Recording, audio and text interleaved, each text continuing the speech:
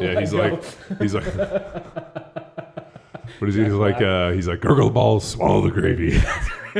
Jack Black? Yeah, you remember that? He's like, Can we find he's that like, real your mother's a cankerous whore. And then a few seconds later, he's like, remember that time when I called your mother a cankerous whore? I'm really sorry about that. Can't make a movie like that again. Oh, that's a funny movie.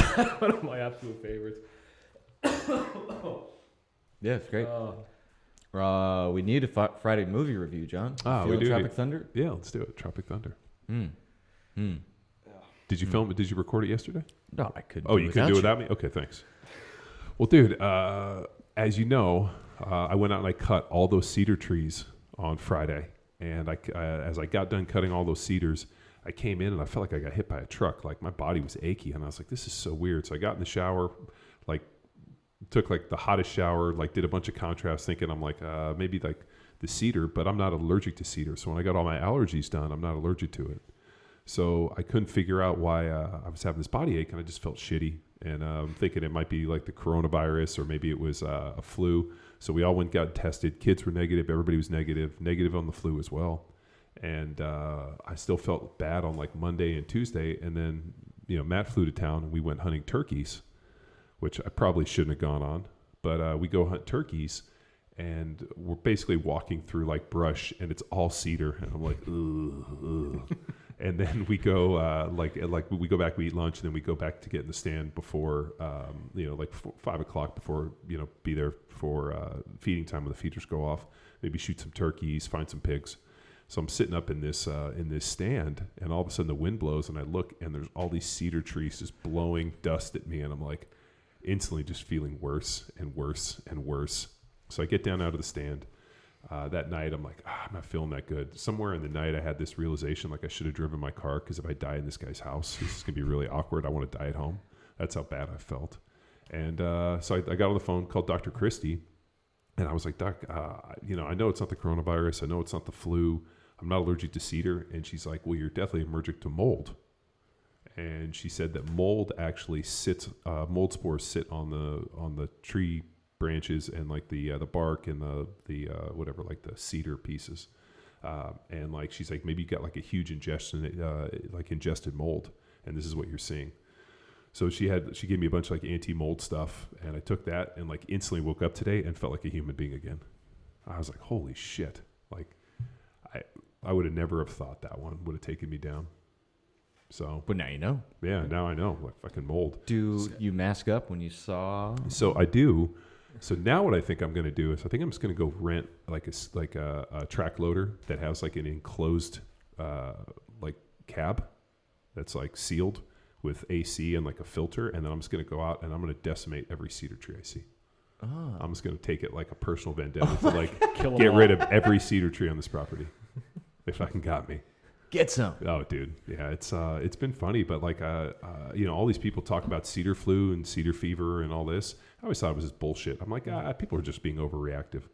And after going through this, I'm like, holy hell. Like, I don't know if it's the cedar or the mold, because I know Nate's got cedar fever.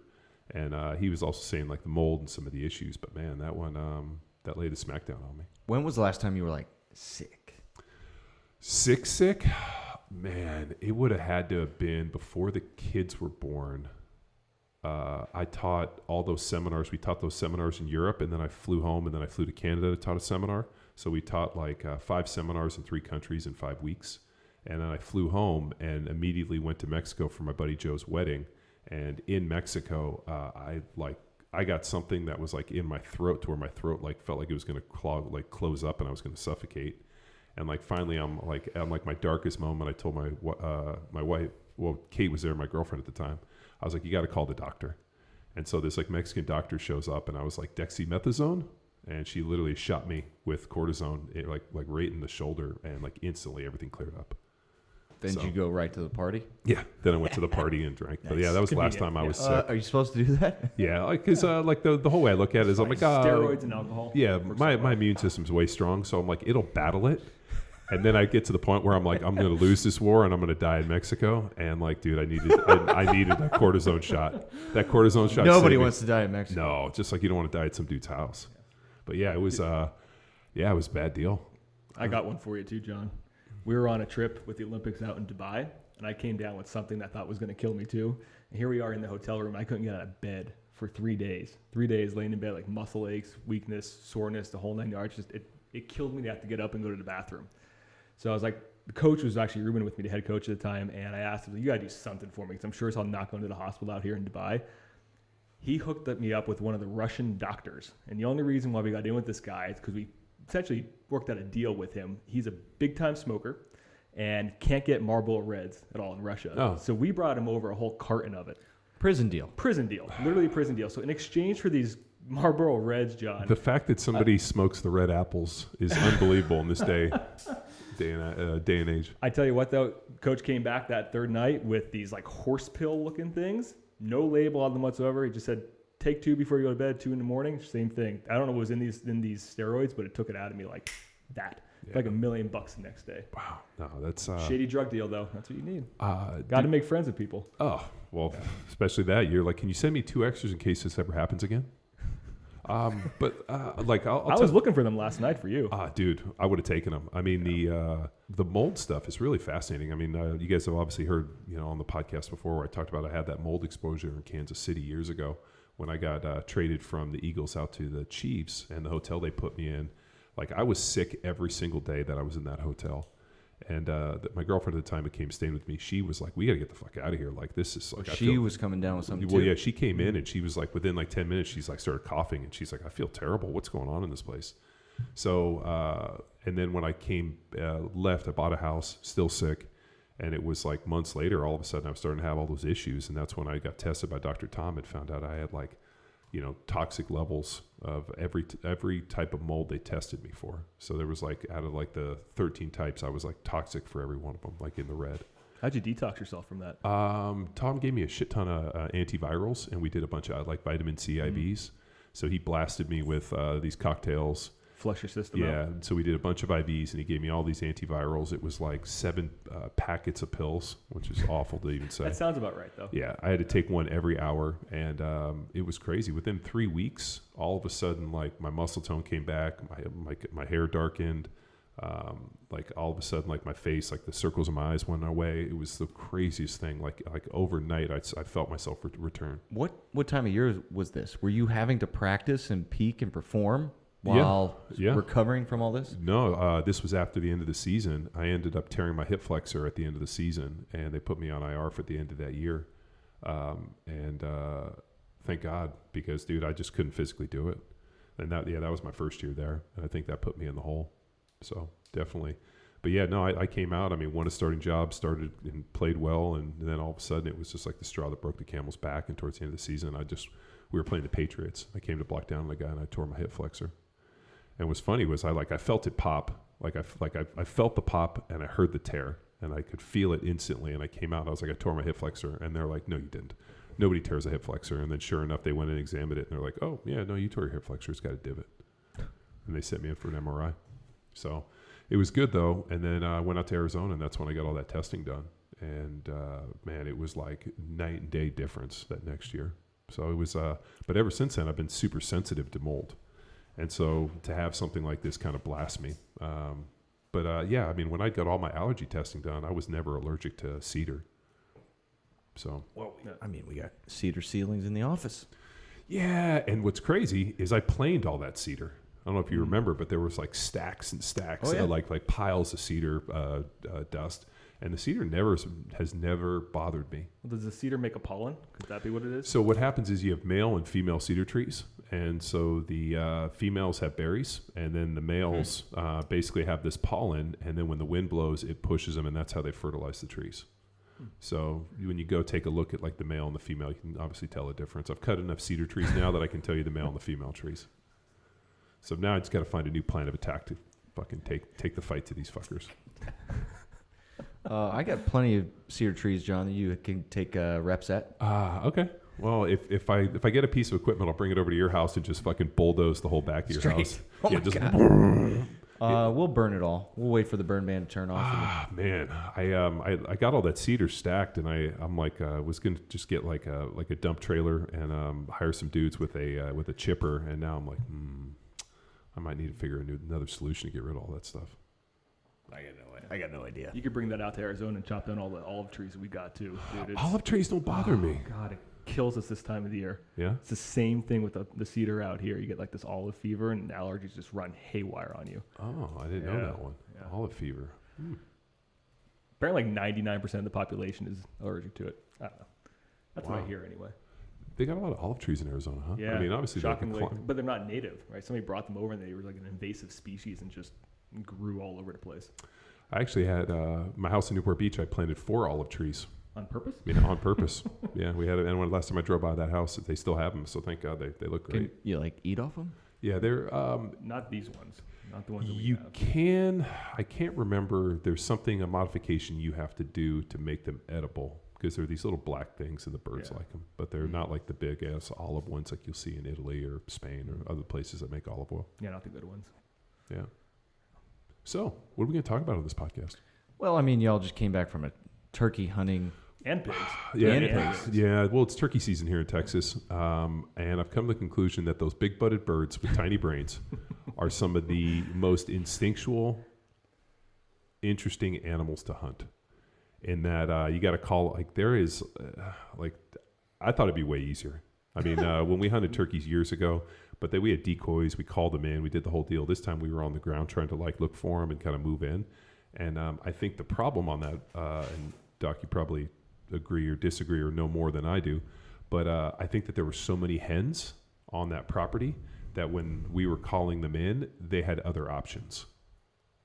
So, Y'all were not as attractive. We were not as sexy as these other hens. Yeah. Because that morning where you were feeling like absolute death, we went out and we probably got out there like 20 minutes too late because by the time we walked up to where we wanted to go, we were surrounded by them all gobbling. It was like 360 degrees of all these family packs all around. And then next thing we know, we hear this real loud one right out in front of us. It was probably like 15, 20 yards hiding behind a bush. So of course, like we hunkered down and try to army crawl into position and everything. And we're trying to call this guy to get him to come out of the bush. He would not. He was stubborn. And the same thing you said about the hens, man, these hens started cackling off in the distance. And that's when he like hightailed it out of there. He's like, you guys are not sexy enough. Yeah. But I had the body. I just couldn't get him to poke his head out. It's a numbers game. It is a numbers game. It's pretty interesting when you hear like the gobbling, and you know obviously we're out there doing the turkey. He's got the turkey calls, and like you know you're supposed to replicate like a hen, so then you bring in the toms, and you know you call them and they're supposed to call back. And the interesting thing is we were calling, we'd hear them call, and then we would hear other hens like cackling in the. I'm like, God damn it! So and you basically basically silent. You try to have a conversation. Yeah. Oh, that's cool. And Matt, the guy that we were with, thought we were going to outsmart them and try to have a conversation with each other. So I'm on the box call. He's on his mouth call. Didn't work. Damn it. Didn't work. Yeah, no, they're pretty smart. They're smart dudes. They're like brain the size of a pea, but they're instinctual, dude. Yeah. They knew we were out there to kill them. But there's so many of them. That's what I was so pissed about. Yeah, they're everywhere. You couldn't get one close enough. And then we were like, oh, you know, we'll shoot some pigs. I'm always happy to shoot pigs. And we didn't really see any pigs. And then the guy's father-in-law is like, yeah, we just rented helicopters and killed 400 pigs from the air. They've been decimated Yeah, already. he's like, I like laughed. I was like, no wonder we haven't seen any pigs. Except for that very first 5 minutes in the woods, we kicked a bunch of them up, and I see John go rogue, jumped out of the side-by-side, started chasing after him with his rifle. I'm like, we lost the big man already. Yeah, he tuck and rolled and everything. Well, so we were driving, we saw pigs, and the problem, though, is in the side-by-side, he had a windshield. And so, you know, obviously you can't shoot through the windshield. They frown upon that. So I jumped out, and I saw him going this way, so I thought if I could run, I could, like, maybe they would stop, and I could flank them, and then I just didn't find them. I think you're playing too much Halo. But I've chased them.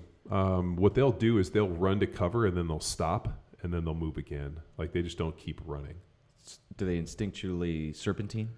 No, they just run for cover. I mean, but they're pretty smart, especially if they've been hunting them out of helicopters. Those things are probably pretty. They're a little gun shy at the moment. Yeah. So when he told me that, I was like, man, where's the helicopter? Can I come back? Can I hunt them out of helicopters? So this ranch we went to, these people own, was it 6,000 or 7,000 acres? Yeah, it's on the Sandoval River. Like they own like a few miles of river on it. Like it's pretty amazing. Like to always see those properties and to know that people own that stuff just really blows me away. Pretty bitchin'. There was definitely no shortage of deer either. You know, it's like I've been hunting for a very, very long time, from like the age of 7, and I've never in my life have uttered the words, "I hope I don't ever see another deer on this hunting trip." There are like rabbits everywhere. It's like here in Texas, like especially this hill country, man. Deer are like rabbits. They just keep breeding and breeding and breeding. I mean, that's why you got to go out and kill at least 5 does a year. Mm-hmm. You know, in years past, I've always waited to shoot a buck and then I shoot the does. This year, I'm just going to go shoot all the does first. Get meat in the freezer. Yeah, but it's just like we have too many. Like even now, I didn't shoot enough does because I'm seeing like too many old mamas. Like you got to like make room for next year's moms by getting rid of the old moms, which I know sounds kind of messed up, but it's cleansing. Well, conservation. Circle of life. Circle of life. So we got that, but yeah, thank God I didn't die. Thank God I am feeling better. And I was proud of you for manning up, and I thought for sure you were gonna bitch out, ghost us. Yeah. The thought went through my mind at 4 a.m. and then I thought to myself, you know what, fucking, I can't ghost these guys. And then as I was sitting in that stand, I was like, I should have fucking ghosted these guys. Well, you made a discovery, John. In your sickness, you've lost the sense of taste. It's true. So had a revelation. Yeah, so one of the side effects of like big time mold exposure is it kills your taste buds. That's why actually people mistake some mold exposure for COVID. I read a little bit on that on the internet. So people were like, I think I have COVID, and then they go get tested, they come back negative like I do, and then that's actually how they're figuring out some mold exposure. So what it did is it somehow, I don't know, polarized or burned or whatever, messes with your taste buds. So I went to go eat yesterday, and food tastes awful. Coffee actually just tastes like hot, bitter water, which to me is like the saddest moment. I texted my wife, and she just sent me like a sad face. But I honestly think we could fix the obesity problem in this country if we just gave people something that killed their taste buds they wouldn't want to eat. I like super overly palatable foods that just don't taste the same. Like if that was a thing, can we inject it in their arm? I don't know. I think maybe we just have like a like a shop vac that like shoots air of mold, and we just shoot them in the face. There's actually a book, and I tried to get this guy on the podcast years ago. I'll pick up the trail here, but it's called the Dorito Effect, in like the taste of Doritos. And this dude theorizes, he goes into the history of the Dorito, which is pretty cool, but then theorizes that science, the taste that they came up with, because it was like, all right, we want to take chips and salsa. Yeah, they have food scientists that basically create the most hyper palatable foods. Right, and that was the one domino, the Dorito effect, the one domino to fall that has led to all these crises, because you got all these food scientists coming up with all these different Coke flavors and all this just to aim to, create this food culture that has ruined America. Well, so that's his theory. It's an awesome book. Yeah, Rob Wolf talks about this change to super. What does he call it? Super high or highly palatable foods, which are designed to get people to overeat. So I think if you just didn't have any taste buds and everything kind of tasted the same, you'd probably be like, I don't really care what I eat. I'm going to eat a rice cake or a Dorito. It all tastes the same. Just like that creamy white center of the Oreo, too. They've done research and shown that it activates the very same addiction centers in the brain that cocaine does. Activates and it lights it up like a Christmas tree. Yeah, I don't know anybody that doesn't like an Oreo. Yeah. So my question I thought you were say cocaine, but yeah. Well, I don't know. I kid. What did Robin Williams say about cocaine? It smells great. God invented cocaine to let you know you've made entirely way too much money. Accurate. Yeah, I thought that was a great one. My question would be if you eat that Oreo and you can't taste it, does it still activate the same centers of the brain? No. Think so? No, I'll tell you because like the taste of coffee for me is like a relaxing deal. Like when you drink it, I'm like, and I drank it today, and I was just like, fuck. Like this just tastes like hot bitter water. This is the saddest day of my life. And then I was like, do I want to eat anything? I'm like, I'll just have a protein shake. If everything tastes the same, I'm just gonna drink a protein shake. Like it's a really strange realization. Now what I wonder though is if some people that lose their sense of taste, maybe from like the coronavirus or something, if they just start eating things hoping like it'll come back, or maybe in their mind they're like, I'll just sit and eat these chips, and then like just keep eating them. Can you eat or drink like really stringent foods that essentially overcompensate the taste buds then? I don't know. We ate those burgers. Those burgers, like I was just stoked to eat red meat, but it tasted like just the consistency was fine, but it didn't taste like anything. Well, they cooked them with cedar wood. Well, I'm not allergic to cedar, so I don't have a problem with that. But like even like it just everything just kind of tastes the same. It's a really strange realization that sense. I mean, obviously the sense of smell is important, but the sense of taste, that's a huge one. And I wonder if part of that obesity where people are overeating is because of that taste, and if they could just make everything kind of tasteless and bland, if that would be a huge deal, people wouldn't be as motivated to eat because they're like, it doesn't really taste like anything. So using food as fuel instead of Shocker, pleasure. huh? Yeah. There's a benefit to both, though, I think. Well, here's an interesting question. Based off your loss of taste experience, is this the one sense that you would give up? Ooh. Can you still smell stuff? Yeah, I can still smell. I'm fine on that. I would probably give up sense of smell before I gave up sight, touch, hearing, Taste. taste. Seeing ghosts. No, what's this? There's Well timed. how many senses do we have? We got 5. 5. Yeah, our 5. 6 basic. is the ghost thing. Yeah, that's right. So our 5 basic senses, I'd probably give up sense of smell. You didn't want to be like Daredevil? With No. your sense of sight and No be a way. superhero? No, the sense of smell I think would be the best one because then I wouldn't have to smell people's bad breath.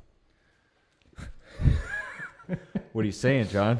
No, dude, this is so weird. Like the amount of people I've talked to where I'm like talking with them and I'm like, these people don't brush their teeth. This person doesn't floss. There's no way this person mouthwash. And so when I go to PT and the guy does all the PNF on my shoulder, I always when I walk in, they have a bunch of, what are they? Mints? Yeah, like mints, like the circle ones with the Winter hole. greens. Yeah. And they always have them, and I always take one. And the guy's always like, why do you always eat those things? I'm like, well, because I'm not going to sit there having you work on me and have bad breath. He's like, well, you don't ever have bad breath. I'm like, yeah, because I obsessively brush my teeth. But it doesn't mean, the age-old one where if it's like, if somebody offers you a mint, take it. I always take a mint. Mm-hmm. Sign of respect. Oh, man. I mean, but just the amount of people I've talked to and been like, oh, my God. Like, that's a rough one for me. What about you, Matt? Senses? I don't know. I kind of want to be a superhero. I might go with loss of sight. Well, think about That might be a like super, as super you go. mover, though. Think about that. Well, think about if you're working on somebody and they have bad breath and they're breathing on you. I'm inoculated to it right now. Dude, and feet smell? I was an athletic trainer. Remember, I was an ankle taper, Ooh, recovering ankle taper. There's no way. So I've been working around feet my entire life. Yeah, like Don't smell it. old knee sleeves that have been washed. Ooh. That locker room smell. It Yeah. is That pungent, such- sharp, pungent, old sweat smell. Yeah. Yeah. It's unique. Yeah. It's cultivated because there's no windows in a locker room. Well, think about that from a constraint standpoint, though. You lose your eyesight, all the other senses have to heighten. So now you have to rely on touch and your ability to move, right? The proprioception, the kinesthetic awareness. Maybe I'll be a better athlete then. Yeah, no. I don't think so. Yeah, But I am don't I think reaching so. with that? No. Yeah, I don't think that's a real thing. No. But no, there's got to be Yeah, something there's- where if you lose one, the other senses They do. elevate. Well, wasn't Ben Affleck Daredevil? He was. And Batman. Andy was Batman. How There's did nothing he can't do. I agree. Dude, he's no Tom Cruise. Oh, I know. I kid. Dude, he plays a great drunk in The Way Back. What about The Town? I thought The Town was a great movie. There was a clip, I guess, I forgot where they were, but it was like him and George Clooney were playing softball. And so George Clooney's out there just like hitting dongers and just like totally swinging long, like real long like this. I'm like, what's he swinging his dong? Long doggers. Yeah, long dongers. I think that's what the baseball dudes in college do. Like, yeah, Dingers. Chicks love the long ball. That's what it was, dingers. And I don't know why I was thinking dongers. I don't know either. That's a Freudian slip. Maybe. So he's hitting dingers. And the best is Affleck is out there trying to like do a little infield, and he totally like, runs up to catch it and puts his glove up, and the ball totally flies over his head. And he's like, and he caught nothing. He was absolutely awful with his with a glove, and like they were showing the clips, and I was like, dude, I don't think Ben Affleck could get any worse in this moment. Well, that's why he went to acting. But he got 2 major superhero roles. He got Daredevil and Superman. I mean, I'm sorry, Batman. But Batman. he's like 6'4". So in terms of stature, he holds the Batman representation. I don't know about Daredevil. I don't know anything about the character. He's but- all show muscles, no go muscles, though. Well, I mean, that's our modern day superhero. Is all cartoon, bubbled up muscles. Probably could happen. Oh, well, Batman? Yeah, I think he's the one superhero that can happen because it's just a dude. Yeah, that whole, I don't know. The DC stuff is still crappy, but it's getting better. I feel, and I know nothing about comics, that DC has the best bad guys, but then Marvel's got better superheroes. Well, but they screw up movies. Like you saw Wonder Woman 1984. That was absolutely fucking awful. I love the 80s style and the soundtrack, but then the plot. Yeah, it was awful. Yeah, we watched it. We were so excited when it came out because the girls liked Batman, Wonder Woman, the original one. Mm-hmm. And we watched this one, and they were like 10 minutes in. They were like, I'm kind of confused. And then like an hour in, they just were like, just got up and left. I'm like, I'm invested in this. I'm going to watch this bullshit to the end. And they were just like, get up and like go do stuff. They're like, I'm not going to waste my time with this. Yeah. You saw the new Justice League, Matt. I did. That John, I know you don't have 4 hours. Epic adventure. What is this? The new Justice League is 4 hours long. Is this the Zack Snyder cut? Is it better? I thought so. Yeah, it was really better, yes. Yeah, definitely better. I mean, it's good.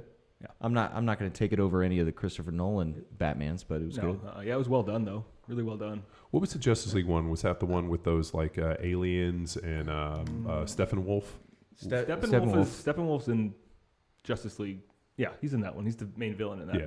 The CGI. It's amazing. Well, now it is. Now it is. The first one was terrible. Sucked. Oh, is absolutely it? terrible. Yeah, they made some huge improvements. I'm over CGI bad guys. I'm over it. Let's get an actor to just embody that. I love the '80s, like Total Recall, when you actually had to create the Thing. Remember with Kurt Russell, they had to make all those monsters. It wasn't computer. Dude, fascinating. I think you're a dinosaur, man. I mean, things are moving that way. That's how people. I mean, they've already gone that way, but now you're looking for some retro to try to bring it back. Well, the new Batman, starring Twilight guy, the Twilight guy, the Tenet guy, excellent. Nate, help me out. What's his name? Robert Pattinson. Yeah, dude, he loved him in Tenet. Looking forward to the Batman, but all those bad guys are real people dressed up in costumes, and then it's like a psychological fuck you. That's the more villain person I'm into. Like the Batmans. I mean, like Joker and all that. Yeah, Riddler. Yeah, this shit is pretty good. Yeah, versus the Thanos. Why is it on every podcast we end up talking about movies? I don't know, John. I mean, as the premier podcast of strength and conditioning, we should probably talk a little bit about strength and conditioning on occasion. Well, we do have a very switched on, tuned in guest. We can switch gears. Well, let's wrap a little bit about one of the projects we've been working on here at Power Athlete. Yes. We were hopefully planning to crack this out a little earlier in the year, but obviously, COVID and a few other issues kind of pushed it into a Q2 instead of a Q1 deal. But something that we've been beta testing on the back end is we'll just give it a general umbrella of remote coaching. This idea that, there are thousands of people following Power Athlete training systems, people like our good friend who just left a question for the hotline, talking about how to return to play and injuries, and even the guy we went hunting with who's been following CrossFit Football Power Athlete for a number of years, had a foot injury, hooked up with Matt to get it right. But this idea of telehealth, that we can influence people more than just programming by actually setting up some time and putting them with seasoned coaches to help them along. So that umbrella of remote coaching really has 3 pieces. There's and Matt's piece is what we call telehealth, which is individuals that are in pain that need to get better, or looking to come back from something, not just gains but looking for pain. So. But I mean, you've been doing this for a long time. Yeah, for a long time now. But it was really interesting when all the COVID stuff started to happen. I had the force. I was like, how am I going to transition my practice? I wasn't going to see people. I didn't know if I was going to see people in person anymore, which was really interesting because I've been doing the remote programming for a while now, but it was just kind of like as a side hustle, side gig thing. And when COVID happened, now it turned into a full-time deal. And I actually had PTs reach out to me via Instagram and email and everything. They're like, Ricky Bobby, Talladega Nights. Like, I don't know what to do with my hands. All these PTs were freaking out. They're so used to this hands-on model to help people feel better, which is a great way to desensitize pain, but it's not helping people for the long run with improving their movement capacity and their movement literacy. So what I decided to do was actually transition into full-time remote programming, remote coaching, remote telehealth for clients, where we implemented this model. The purpose of it was to be able to impact as many people as we can across the world. And I got clients from Australia, Europe, you name it. We got them all over the place. And it's a great system. So I understand that movement is the key, and I understand what I'm seeing from a movement standpoint as far as where the limiting factors are and how the body's impacting with the ground through the foot and the ankle, and using that really as the lens to view movement through. And what we do is end up sending them a bunch of videos that they have to replicate of movement patterns, send back to me, analyze them, jump on a Zoom call, go through an assessment, and then we develop a plan of action and talk through how we're actually going to implement it for like a 12 weeks, 6 months, whole year-long deal. And we've got guys and girls running the gamut on that one. Nice. Yeah. Do you think if COVID hadn't happened that you would have moved to this model, or like even if COVID didn't happen, would this model have kind of eventually got to the position it's at?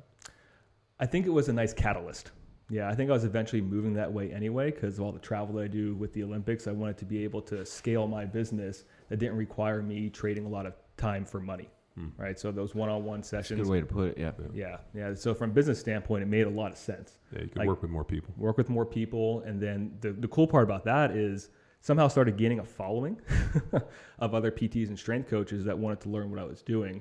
So there was the need then to develop a mentorship program to start training other coaches and rehab professionals to essentially view movement the way that I do. And now we got a nice little team going. Nice. Yeah. Another great way to scale the business and impact more people, change lives. So that under that umbrella of remote coaching, we have to have telehealth, and then we have what Tex and I have been working on. We've been doing both telecoaching and then Tele-Strength. So we've done both on those where I've had people come to me. My most recent client had ex-military guy in law enforcement, obviously listens to the podcast, so he'll know who I'm talking about, but he had tore his pec and all of a sudden got stuck in a weird movement pattern where he was bringing his elbow in and then he was doing pull-ups. He couldn't engage his lat. Compensation, we get that. Yeah. And so watching him do it and seeing the problems and then going through, helping him adjust the programming and then going through and actually dropping in on his training sessions to actually coach him through this stuff was super impactful. And I think the amount of distance that we could cover within those 30-minute sessions was like something that it would have taken me months to necessarily cover just in terms of written program, because you can see things in real time, and it was kind of neat to be able to drop in on that. So I mean that's obviously the one piece with the tele coaching, and then the Tele-Strength, which Tex has been working on. Yeah, and Tele-Strength. Imagine that I am a Jack Street athlete, and the beauty of Jack Street, especially with the current program we got going on, the Shadow. Oh yeah, the Shadow. Yes. Dun, dun, dun, dun. An individual in their garage. You don't have a spotter. You don't have a coach's eye. You may have your own little personal mirror, not a full-blown awesome Globo Gym mirror, but some way to see your movement. It's still not enough. And where John creates this narrative of what to internally think about when I'm lifting, it still doesn't have that coach's eye touch. So my boy Chris that I'm working with in terms of the Tele-Strength, we're dialing in and I'm almost teaching him how to think when it comes to a bodybuilder style. I'm also watching his shadow sets, and this is he can't say enough compliments about this because we got our 10, we got our 6, and our 4 build-up sets getting ready for that shadow set, John, which I'll let you explain in one moment. But then I'm saying, all right, let's hit this for 10. All right, barbell. Strongest men in the world start with the barbell. So do we. We begin with the barbell, then we hit a light, and then we work up until I communicate, hey, how'd that feel? That's a working set of 10. Then we decide the weight for 6, decide the weight for 4, and then coach him into a position where we're hitting a heavy 10. We're hitting our 2 to 4 minutes rest and saying, hey, let's put 40 on there. Let's fucking go for it. Yeah. And then, so that is a way that he may necessarily go overconfident and screw up that shadow set, or not go heavy enough in the warm-up to be ready for the fight. So explain the shadow set quickly, John, for our people on Jack Street. So we have like our shadow prep, which is really just warm-up sets. So, I mean, as you know, I don't program warm-up sets, but I feel like, especially for the shadow stuff where we're doing like one set to failure, that it would behoove me to program the warm-up set. So I just call it prep. And I want to hit a set of 10, hit 8 to 6, then 4 to 6, somewhere in there of the warm-up sets. And then obviously I put in this acclimation phase, I want you to hit a heavy set of 10, and then I want you to do max reps. And I purposely left it kind of vague because I was interested to see how people would attack it. And as you'd expect. It was really interesting because some people were hitting their heavy 10 and then keeping the same weight and then getting like 16 reps, which I thought was funny. Whereas the way that I was expecting it to be done, or at least, and I purposely left it vague because I wanted to see how people were doing it. But the cool piece was some people weren't adding weight to the bar, which was not as expected. But then people were adding weight to the bar, and then a few people were getting like 7 and 8 reps.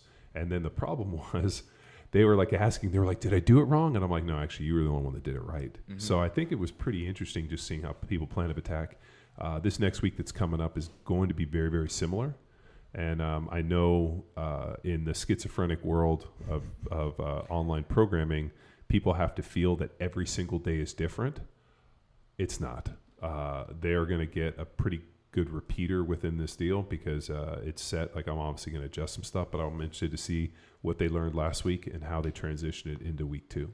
Yeah, and a remote coach, literally somebody observing your training and help guiding the weight selection, the coaching movements, the cues, the direction for you to execute these movements as they were intended within John's mind.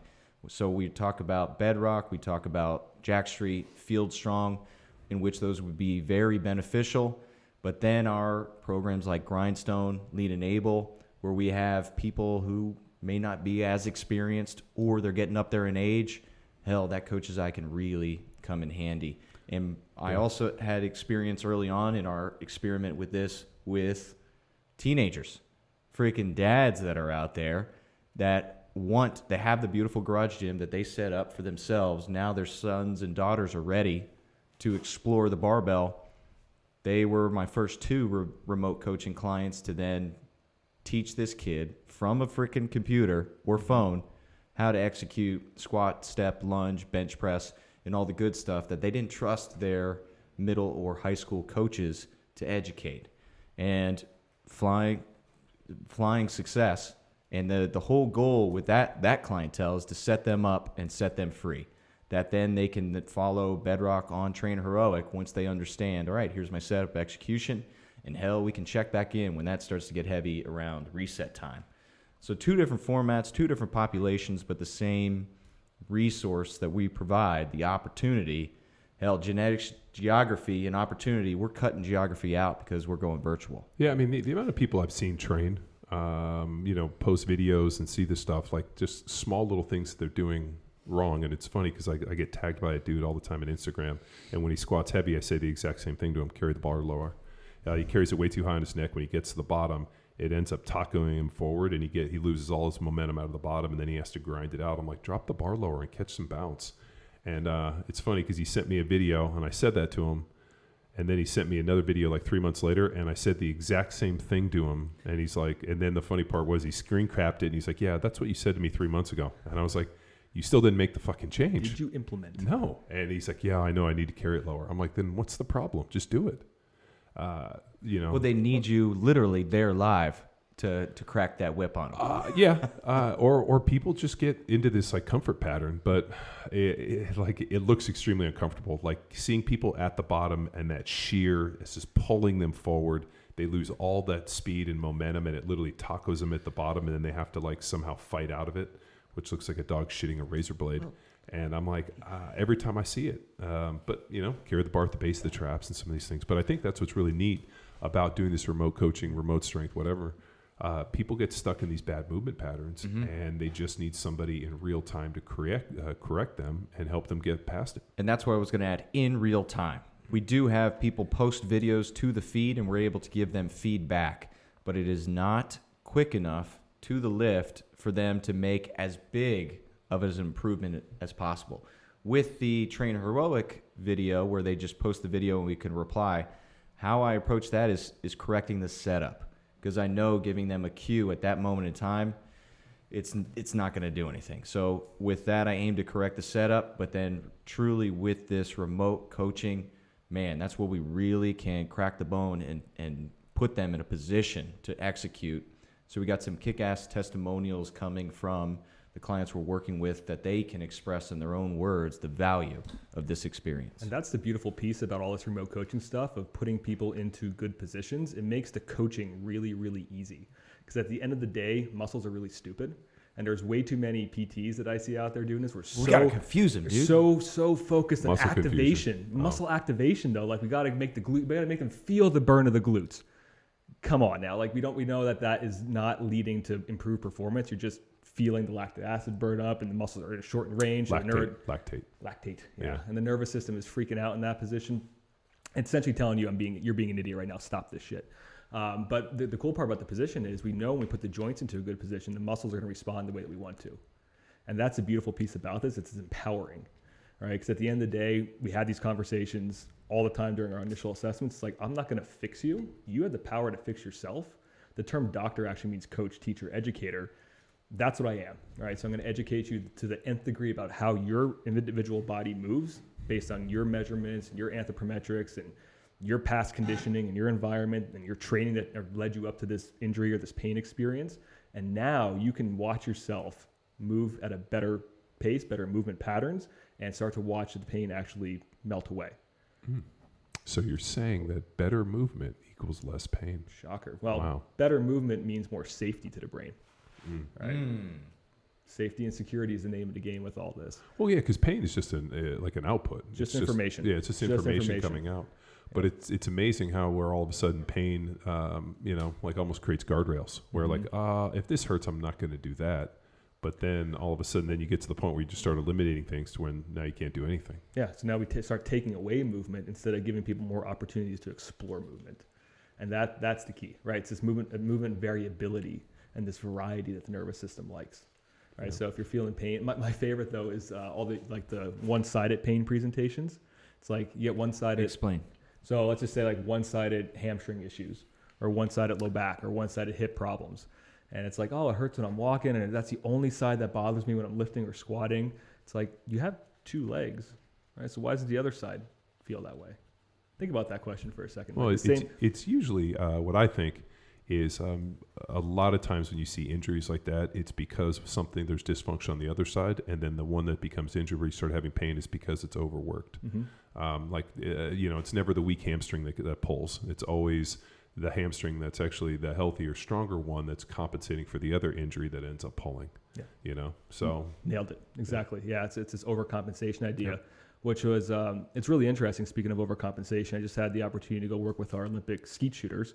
So if anybody doesn't know what skeet is, it's like extremely fast clay targets flying at like 65 miles an hour across a field, and you're shooting them with shotguns.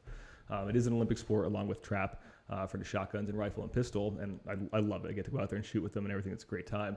But I was talking with one of our 3-time gold medalists, and when he coaches his own athletes, we're talking about this idea of overcompensation, right?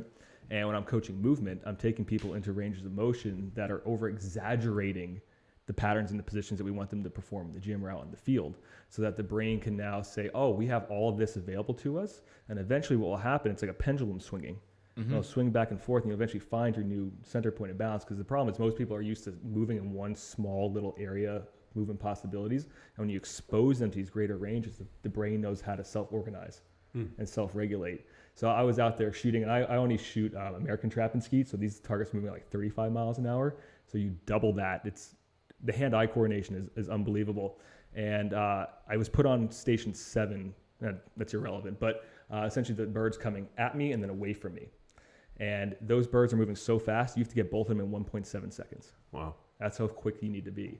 And my first shot completely missed, shot underneath it. And one of the athletes back there told me I missed underneath it. So what do you think happened the next time? You shot over. Shot over top of it, overcompensated. Of course. And then every single shot after that, on the money, dusting them. Nice. Beautiful. And it's like, look at that dot connection. That's amazing. Like the idea of the sport performance stuff moving into all the movement correction analysis that I'm doing is just kind of validating in a sense that like it's out there, like everybody's doing it, and now we're kind of bringing it all together. Well, it also accelerates the buy-in yes. for your team and your athletes. It's not just the head coach telling, hey, listen and do what Dr. Zana says. The athletes are now asking for, hey, what'd you see there? What can I do? Please help. Trust, peace, confidence. At the end of the day, athletes just want to be better. And especially in the Olympic thing, like the margins are so small that if somebody can give them some information that's useful, I think that goes a long way. And then it's got to be somebody they trust or somebody that they believe has their interest best at heart, and then be able to progress that. Well, I will add on that. You are correct, John, especially in the garage gym training culture that I feel Power Athlete has created with our programs. Field Strong, Bedrock, Jack Street, all of these attract the right person that is training solo, aiming to get better, and they're leaning on sound programming. But then, hey, you're here for 1, 2, 3 years. There's an opportunity for you to level up. Still with the trusted source. It's not searching and seeking out a different program. It's getting our eyes on you to then put you in the best position for you, your body, and then help you select the right loads according to how you're executing the movement pattern, and then, putting you in a position to regain your confidence in your movement, and then, set you free to get back on that program. But now you know what true movement, setup, execution feels like. Coaching cat squats live, one-on-one, totally different experience than communicating it through a narrative. We can only get you so far, but feeling fast and having the feedback of a coach where, we know what speed of the barbell looks like, sounds like, and feels like personally. Now our aim is to communicate that live. Let me ask you this question, Tex. Have you shifted or changed any of your coaching strategy between in-person and online? No, because I similar to you, would lean on movement, and how I would define these, and John, we talked about this, would be a movement solution. So seeing an execution in the squat, a fault in the squat. Well, we do the same stuff. I mean, if there's an execution or there's a fault in the squat, we have other ways to teach people to squat than just the squat. So I'm then going to explain further. Imagine we're intra-set. So we're hitting our squat. We would do our specific warm-up, a specific warm-up for the squat, dead bugs, seesaw walks, a Spider-Man that would piece apart a squat, and then the squat with a weight is a way to put it back together. But now I've seen you do 1, 2, 3 warm-up movements. I've seen your barbell. Now Matt hits his heavy set of 5 working set. Between that, we're not going to just say, hey, 2 minutes rest and hang out here virtually and talk about, hey, how was your day? No, I would provide a movement solution. Say it is a seesaw walk, but I'm coaching up his feet. Here's how I would ask you to press your big toe down. All right, we're seeing some shift in your hips on your seesaw walk. You're externally rotating, meaning instead of hips flat like a push-up position, they're tilting on our single leg movement. Here's what I want you to do. I want you to internally rotate or align that forwards, but think about pressing the big toe. And how's that feel on your hamstring? Awesome. So let's hit 1, 2, seesaw, right, left, and let's get back under the barbell.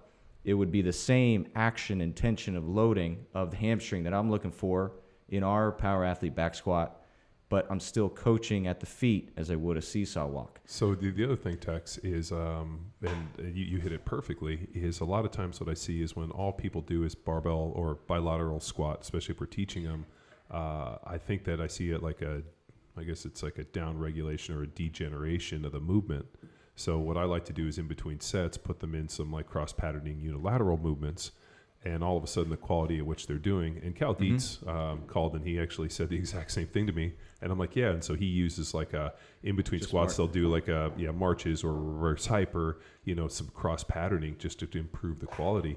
So I started using that with the clients where, hey, here's your compound, bilateral movement. Now we're all of a sudden going to do some cross patterning unilateral movements, like you said, like a seesaw walk, some form of, dead bug, or just something that takes them out of that plane of motion and puts them into a different one. And it almost improves the movement dramatically on the next set. Big time. And through where I'm trying to remember, this was it. So in super training, this talks about exactly this, and is that where we got this? Well, originally, but here's the beauty of having friends like Cal Dietz. It's almost a affirmation or well, we've been doing that for years. I know, because we saw this at the CrossFit Football Seminar. Yep. Yeah. So in super training, quickly, it's simply leveling abilities, and there's a whole section that breaks down, and they have a beautiful diagram and map. But then when Cal Dietz just comes in with his observation from his high level world-class athlete. I thought you were going to say his high horse.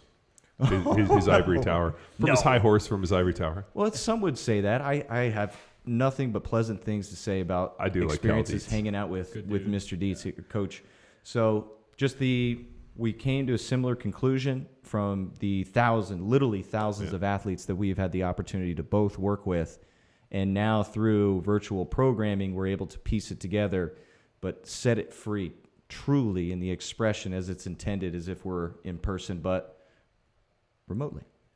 What I love about that beautiful piece that you talked about, that 2 minutes in between the sets, and you're coaching there, you're helping develop that level of conscious awareness in the athlete.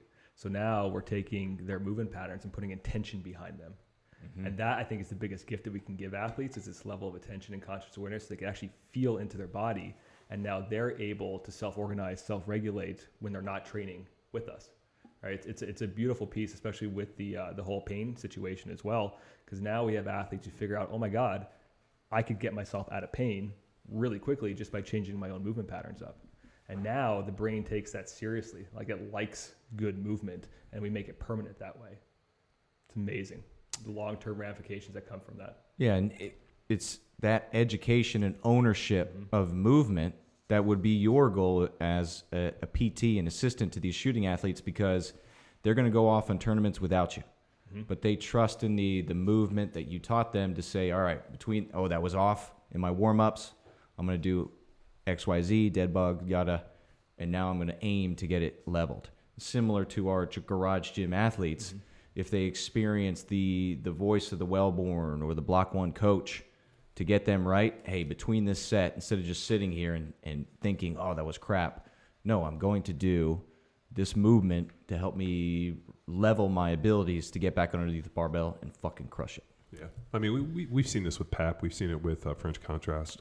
So those are programming tricks too, but then it's still, nothing beats that coach's eye. But at the end of the day, if this is the hard thing about training, and even if you video yourself, there's nobody coaching you in real time. Mm-hmm. So that's what I really liked about zooming in and doing these coaching sessions, because you can start saying these little nuances like, hey, during the set I saw you do this. I want you to fight for this. And then where they see something where they can't do it, now all of a sudden you have your coaches, I guess you could say your arsenal available to be like, okay, you can't do X.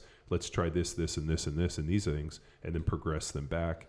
And unfortunately, unless I'm seeing it in real time, I can't solve that equation.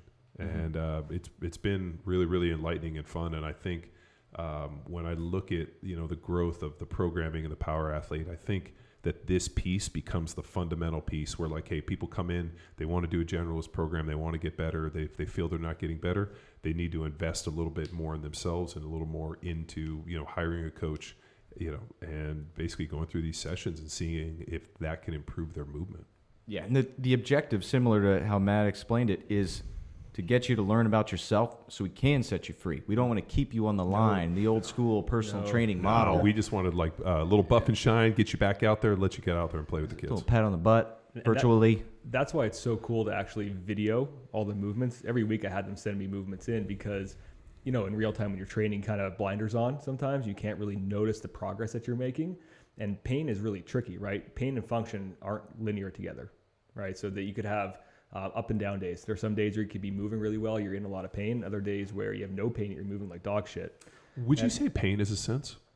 Would you say that might be considered a sixth sense? Because think about it. Like, we have taste, smell, eyesight, hearing, and touch. Yeah. But wouldn't pain might be another one? Because think about what if you didn't have any pain? Well, there is a. Well, there are people that don't experience pain, and those people don't live very long either. So yeah, you don't know you're bleeding. Yeah, exactly. So we want to experience it. I don't know if I would maybe call it a sense, because it's all those senses that play into how we interpret pain. So I think it's more of a conditioned response than anything else. So it's an output, not necessarily an input. Yeah. Cool. Yeah. All right, guys. Well, thanks for joining us on Power Athlete Radio. I'm a loaded freight train and I'm right on track.